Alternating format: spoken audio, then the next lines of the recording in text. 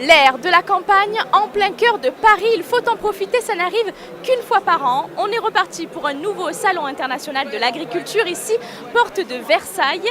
C'est le plus grand rendez-vous agricole d'Europe, c'est aussi notre préféré. Alors on vous emmène avec nous sur Provence Azur à la rencontre des éleveurs, des producteurs, mais aussi bien sûr des consommateurs, du viticulteur jusqu'au maraîcher en passant par nos plus jeunes bergers.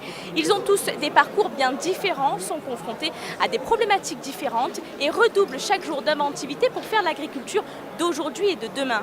Des hommes, des femmes, des talents, c'est d'ailleurs la thématique qui a été choisie cette année pour cette 56e édition du salon.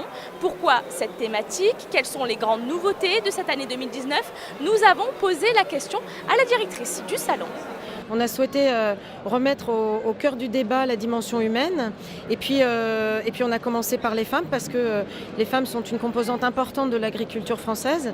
Je ne sais pas si vous le savez, mais 37% des agriculteurs sont des agricultrices. Donc c'était important de leur rendre hommage. Et puis les talents à la fin, parce que les hommes et les femmes qui développent le savoir-faire en matière d'agriculture arrivent à avoir des talents qui nous permettent de voir tout ce qu'on voit ici, c'est-à-dire des animaux, des produits, du savoir-faire, de la créativité, de l'ingéniosité.